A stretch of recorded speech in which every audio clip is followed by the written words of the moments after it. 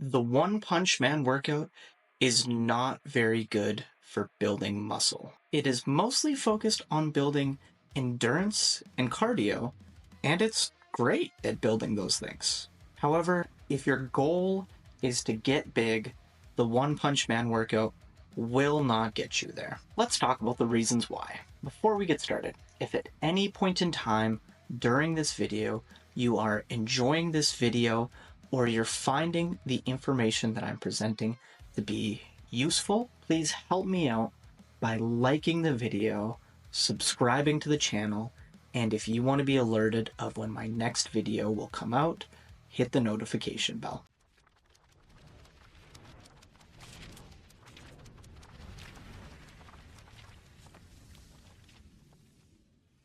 Let's talk about 3 reasons why the One Punch Man workout will not get you big.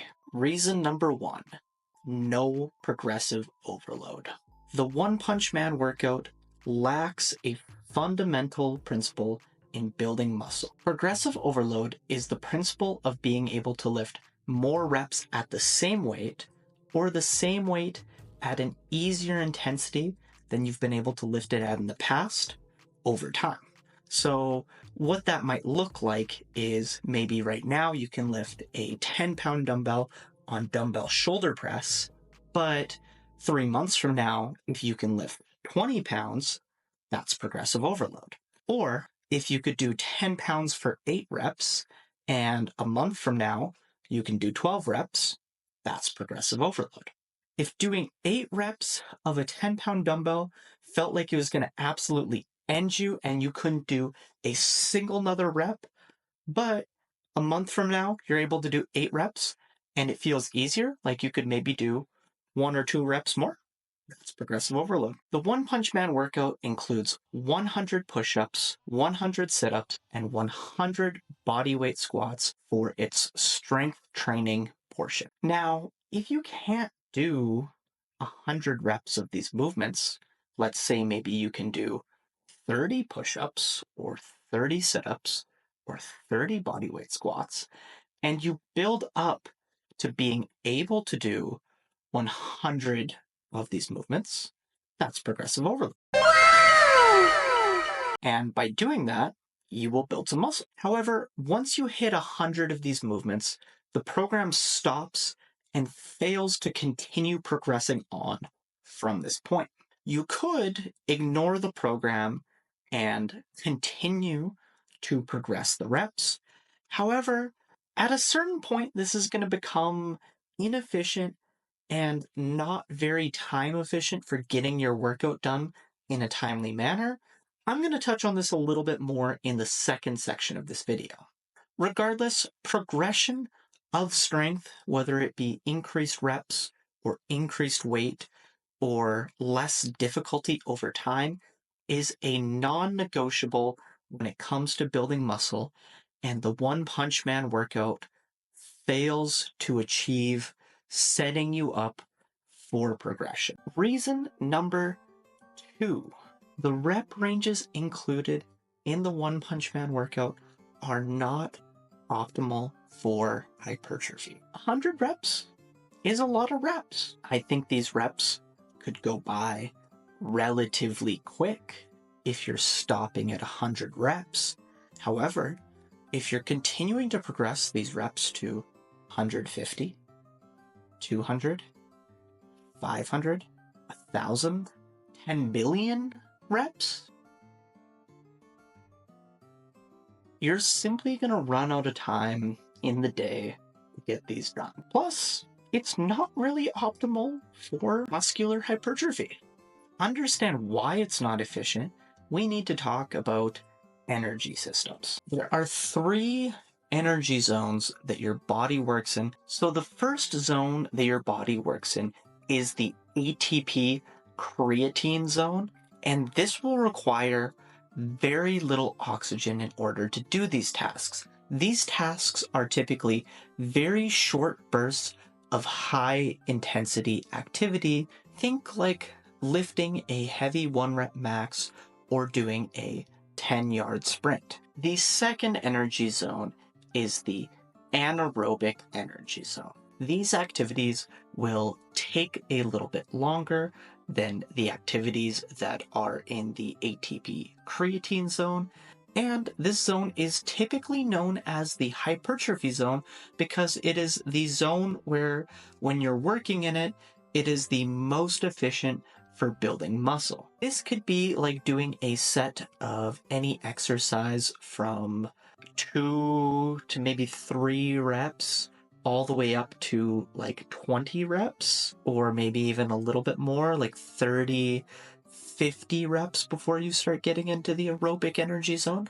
This would also include things like 100-meter and 200-meter sprints, shorter distance running activities. This is why when we see sprinters, they have really jacked legs compared to, if you look at long distance runners, they tend to have less muscle on their body. The final zone is the aerobic zone. This is the cardio zone where you're focused on doing longer activities that are going to build up your heart and lung strength and health. So this is definitely where the 10-kilometer runs within the workout fall. However, it's also potentially could be where the 100 push-ups, the 100 sit-ups, and the 100 squats fall within your energy zones, depending on how long it takes you to do those activities.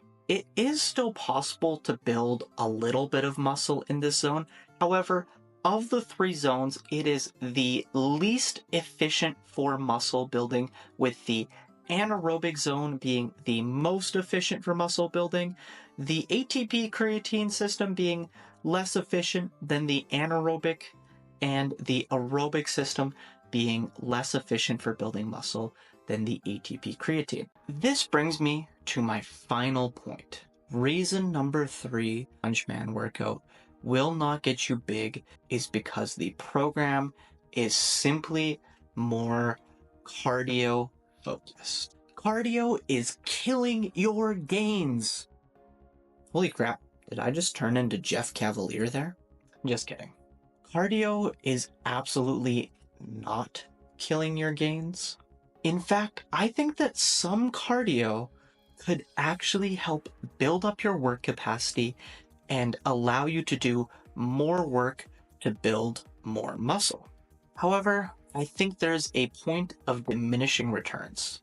If you're doing too much cardio and you're spending too much of your time and energy putting that effort into cardio, you're going to have less time and less energy to put into building muscle. This is going to leave muscle gain on the table. In my opinion, the One Punch Man workout having 2 10-kilometer runs per day for 20 total kilometers is too much cardio to be able to build an adequate amount of muscle.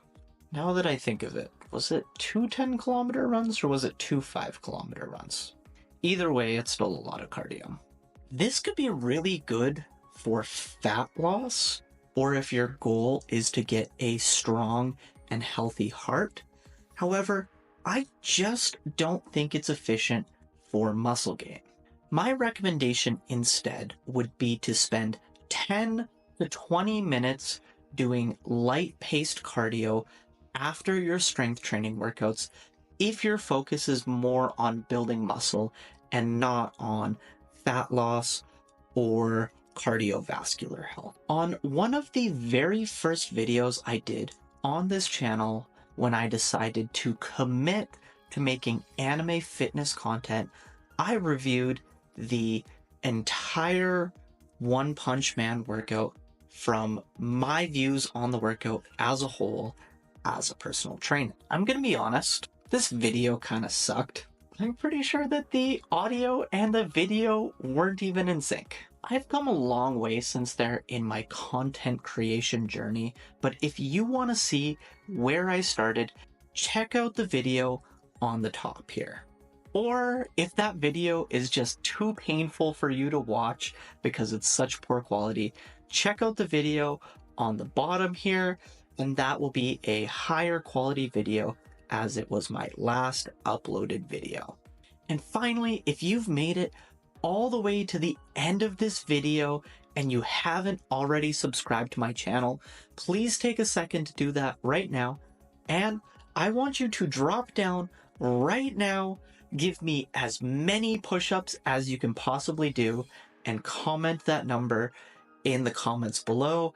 And I'll know by who comments those numbers, who the real ones are that made it all the way to the end of the video. Thank you guys so much for watching. Peace out.